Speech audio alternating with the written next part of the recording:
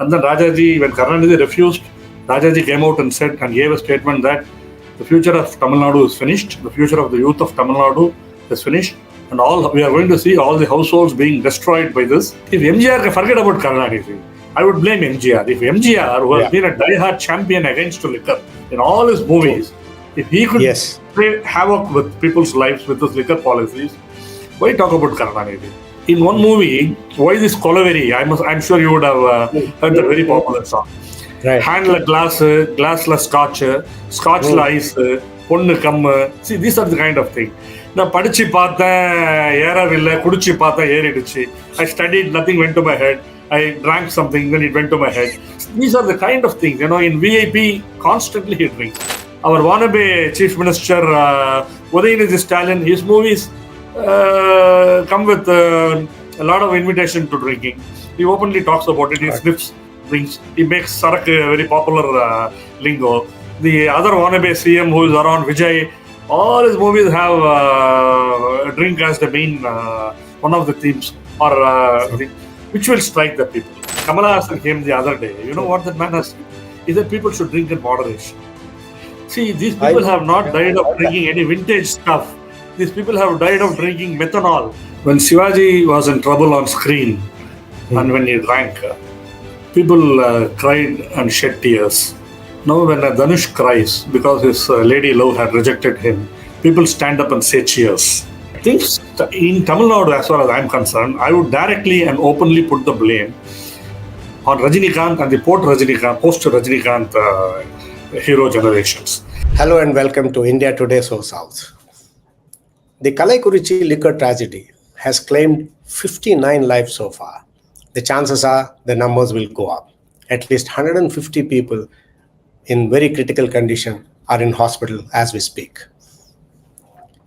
As if on cue, everybody who you can say has been responsible for getting the things where they are, on cue, they have all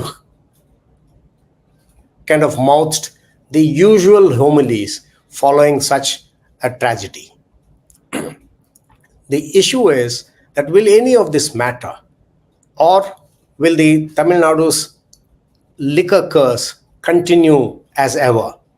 In 1971, Tamil Nadu was only one of the two states which had prohibition, the other being Gujarat. In 1971, the Karunanidhi government decided to lift prohibition and let the spirits flow, as they say. And my God, have they flowed. In this 50 years plus of free flow of liquor, Tamil Nadu's society has undergone drastic changes. And many people have watched it closely and with some degree of trepidation and also helplessness. One of them is T.R. Jawahar, the editor of News Today in Chennai. Jawahar will join me today to talk about Tamil Nadu, its liquor addiction, its liquor curse, and what has got the state, which is actually one of the more progressive states in terms of economy and other human indices. What has got Tamil Nadu to this stage where year after year you have people dying to illicit liquor? Hi Jawahar, welcome. Thanks for joining us. Jawahar, you have watched this problem for a long time now. You have been writing about it very, very animatedly with a lot of helplessness and anger. First, give us a dip into the history of this problem, why prohibition was lifted by Karunanidhi, and then we will carry this forward as things go. Over to you, Jawahar. Good morning, Rao, my friend, and dear viewers. It is ironical that you call it culture in the first place. Anyway, I'm fine with that because that is exactly what it is in a sort of metaphorical. Tamil Nadu, as you said, has been one of the prohibition states, Annadurai, when he became CM in 1967, he has always been against liquor, and he said, I don't want that money. I don't want to survive on that money. But in 1971, Karunanidhi lifted prohibition and brought... and there is this famous saying of Rajaji. Rajaji literally begged with Karunanidhi not to lift prohibition. He went. This old man went to Karunanidhi's house. He was meant to wait for about 20-30 minutes, but Rajaji did not mind all that. And then Rajaji, when Karunanidhi refused, Rajaji came out and said and gave a statement that the future of Tamil Nadu is finished. The future of the youth of Tamil Nadu is finished, and we are going to see all the households being destroyed by this liquor. And it is what we see is happening. He has been so very prophetic. His prophetic words are coming true on a regular basis. Over the next 60 years, we have seen that. Now, Karunanidhi lifted prohibition, and then he brought back prohibition in 1974-75 under pressure from MGR, because MGR had by then walked out, and he was a good Samaritan, was anti-liquor. And then when MGR came to power in 1977, the prohibition continued. But in 1981, the great anti-liquor champion MGR lifted prohibition and brought back liquor. And then it went on for the next 6 years. It was a very scandalous period, because there were toddy shops, there were arak shops, there were auctions, and then there was IMFL shops. It's a big mess. It was a big mess around that time. It's very difficult to go into the details of that. Just take it that it was not just, it was heady politics, it was heady economics, and it was also heady old wine in several bottles. It has been repeating in Tamil Nadu. Okay, you wanted to say something. What was Karunanidhi's philosophy? Was it economics? What is it? Or is it the freedom of choice? What was his? How could he kind of rebuff somebody as a big stalwart as Rajaji and stood his ground? What was his conviction? Why did he do it? Is there anything recorded?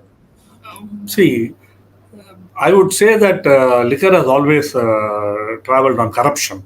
Money is the real motivation for all this, behind all the liquor policies, flip-flops between the liquor policy. The liquor lobby is very powerful. Not just the liquor lobby in Tamil Nadu, but from all over India. So the liquor lobby is always has always been very powerful. Be it Karunanidhi or MGR or Jayalalitha or her proxy O Pannirselvam, who once again during his reign that the state brought in the TASMAC regime, became the sole selling agent of. That was very a big thing. Sole selling agent for liquor. So it happened during OPS time, but he was a proxy, and then subsequent many other rules. Stalin Kanimani vowed that liquor will go away once that will be the first file they will sign. In fact, Jayalalitha in 1991, her first file she signed was prohibition, but it went away once again. All of these politicians have their own distilleries. So right from 1971, the motive has always been money and the kind of influence that they can generate and the kind of hold that they can have on the money bags of those times. So for Karunanidhi could easily overrule Raja. There was no philosophy in that. None of the Dravidian parties have any principles or philosophy. That's a big word that you are using. Rajaji's plaint or complaint or whatever you call it. It was naturally supposed to fall on deaf ears. So there is nothing surprising about it.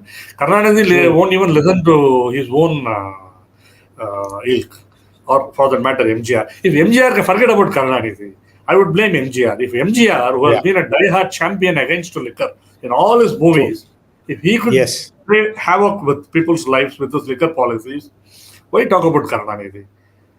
Why talk about Karunanidhi? He was a painted villain right from the start. But MGR was a hero. He could do it. He didn't follow what he did, his words with his deeds when he was in power. Nor did Jayalalitha. Nobody did that. So one of the reasons everybody understands is that there is a lot of excise money coming into the exchequer, which is about, I think in Tamil Nadu, it should be in the range of 50,000 or so, 50,000 crore per year. Yeah, it is around 50,000 crore. TASMAC earns 50,000 crores. But that is what... Yeah, please. But that is what drives the government coffers, yes. But I think that is not the reason why prohibitions, the prohibition is kept away. Liquor flows freely, not because money is accruing to the government, right? There's something. It is both over the table and under the table, Yes, it is equally exactly. divided, more or less. Liquor is big money for both the political parties as well as for the exchequer. You remove liquor money from the state budget, and the state budget, state finances will start tottering like a tippler. That's the state of addiction that the state finances have to liquor revenue as of today. Right. Even the BJP is not promising that it will remove Rasmac shops. Annamalai has said it will be only in a phased manner, and I don't think even that is possible. Every time prohibition is lifted or brought back, when prohibition is lifted, the specious logic has always been state finances, has always been the specious logic. Whenever prohibition is brought back, the logic has always been that the state finances and bootleggers, these two people, if you do one thing, the other one prospers. That is the way it has been. So yeah, if there is prohibition, then bootleggers will prosper. And who are the bootleggers? They are all backed by police and politicians. So this is a sort of self-generating, self-sustaining vicious circle that we have from about we have 4 aspects. About 20 years. Let me complete. Yeah. We have 4 aspects in this prohibition policy. Prohibition. First is policy. Second is politicians who play with the policy. Third are the police who are supposed to implement. And then the people. People are also addicted now. Since the 80s, the people are also addicted to it. I'll tell you the reason for that. One of the reasons for that. Yeah, you wanted to say something. So I was saying that I have been reading you writing about this since the 90s when you got into journalism yourself, right? And you've been writing extensively about it, and you called it almost a cancer and in Tamil Nadu, that it's really kind of eating into the vitals of the state, right? Yeah. So tell us a little more about why you say that, and how nothing has worked. Nobody has bothered about anything in regard to liquor. Why does it continue to be where it is, and why is it so cheaply available everywhere? Tamil Nadu has a history of addiction to liquor right from 1971. Let me jump the topic straight to, because I want to use the limited time that we have to maximum effect. I would say that a lot of liquor has flown under the bridge since the KALLAKURICHI tragedy about last week. Since last week, so much has been said about it, from Nadda to Annamalai here and Edapadi, and everybody is claiming, but they all forget that in their own states and in their own regimes, this has been happening. Yeah, this has been happening. So DMK is now caught with their hand in the liquor barrel this time, and it is very bad, because only last year we had a big tragedy and they didn't do anything. Same things came up. Now it is happening, and it will happen again. I'm telling you, it will happen again, because it is everywhere. KALLAKURICHI is just the tip of the iceberg. It's going to happen continuously. But I would like to go into a deeper history that we have, which is the connection between tinsel, celluloid, and sarayam, or what we call sark, popularly called sark in Tamil Nadu. That is a fancy word here, sark. I have always dubbed the state as Tinsel Nadu and Tasmac Nadu, or Tippler Nadu. See, this state is addicted to 2 vices. One is cinema, and other is sark. This is totally, these two are connected fully. Now, movies, all through the movie history all over India, we have heroes who have been drinking, right from the times of Devadas and Vasanta Maligai and all that. But in those days, at the times of Rajesh Khanna and Nageshwar Rao and Shivaji Ganeshan and Sanjeev Kumar, these people, there was a disconnect, there was a gap between the hero and the common fans. Nobody took to drinking after watching Shivaji Ganeshan drink in Vasanta Maligai, or hardly anyone, probably. No one took to smoking, because Shivaji Ganeshan used to smoke in every movie, apart from the historic movies or the Puranic movies. He used to smoke in every movie with a cigarette in hand, always he was there. But I don't think people took to smoking in Shivaji Ganeshan's time. Or people start drinking after watching Prem Nagar, Rajesh Khanna, or all that. But things in Tamil Nadu, as far as I'm concerned, I would directly and openly put the blame on Rajinikanth and the post-Rajinikanth hero generations. Shivaji Ganeshan's or Nageshwar Rao or Rajesh Khanna had more to their acting than just a cigarette in their hand, between the fingers, or a sip on their lip. Yeah. But these people have really had nothing of the histrionics to show other than all these things. So Rajini, in a sort of way, made these things a style statement. His swagger, the drag, and the drawl in his voice, all these, he made it a style statement. And with very little to show other than these things, he was targeting an impressionable audience. So it was these vices, it was sort of vice versa, I would put it. Those people took to it very easily. They were all impressionable fans. Now, subsequent heroes. And it also, around the same time, I think liquor also became available easily in small little bottles. That was what I was about to say. In the late 70s, when Rajinikanth entered the picture and these kind of directors and movies started coming into the film field, open liquor policies were also coming. Liquor availability was also substantial. So it was like, you didn't need any promotion. Liquor did not need any further advertising. Your heroes were doing it on the screen. Yeah. And there was no any preaching going on. It was just a statutory warning was there. But which is more attractive? Rajinikanth drinking on the roadside, or which is more attractive to you? These people are all impressionable. And this was also the time when the movies were reaching out to deep rural areas. And today we have social media where almost everybody sees a mobile phone.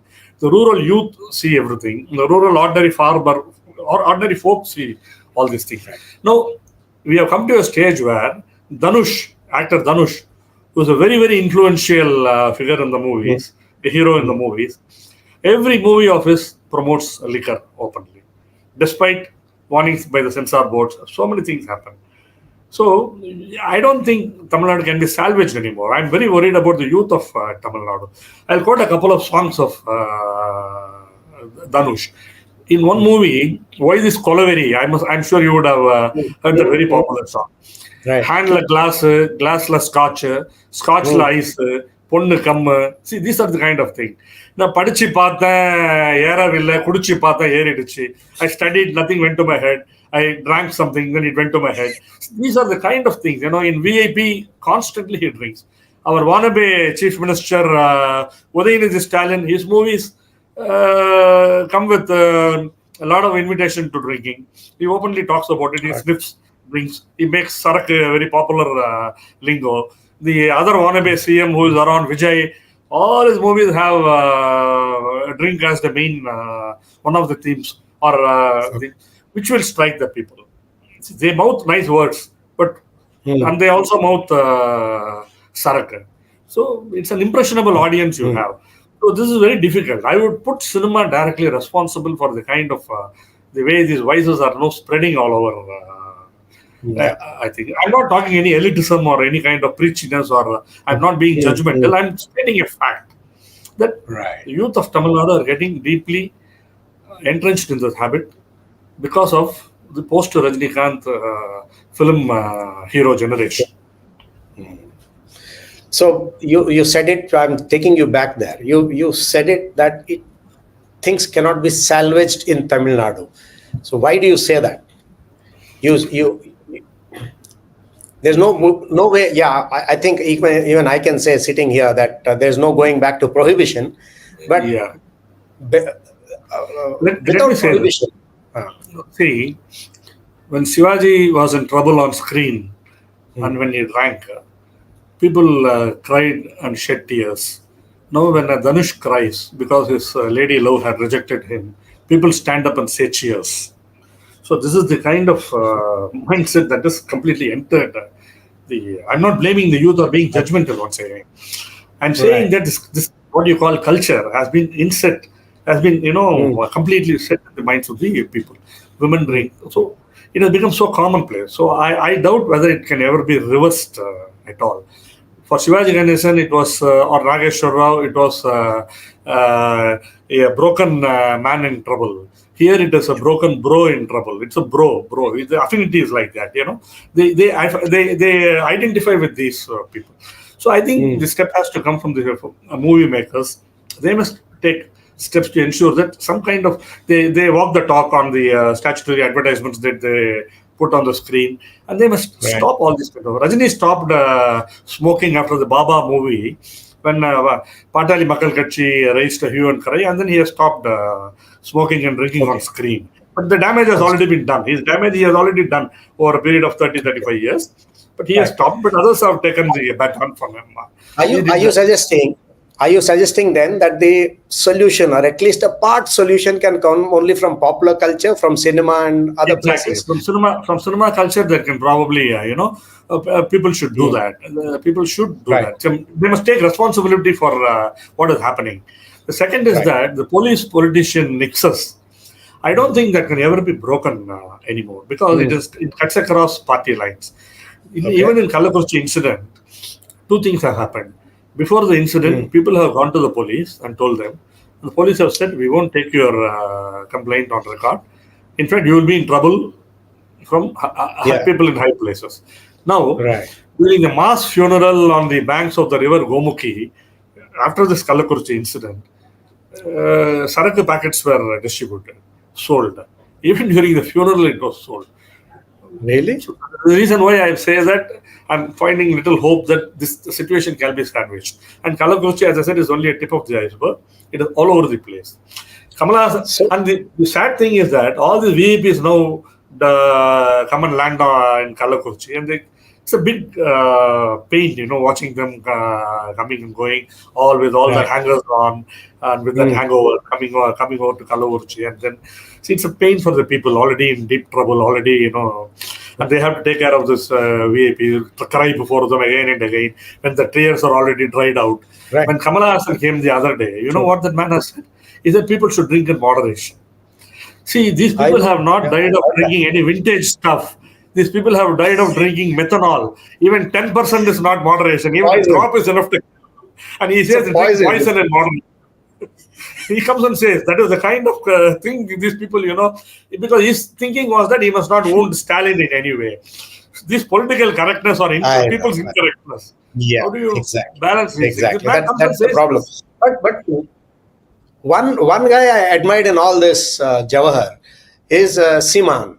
I think I didn't hear the rest of what he said. That one thing that I really liked about what he said was that why is the government giving 10 lakh rupees out of exchequer to the people who died?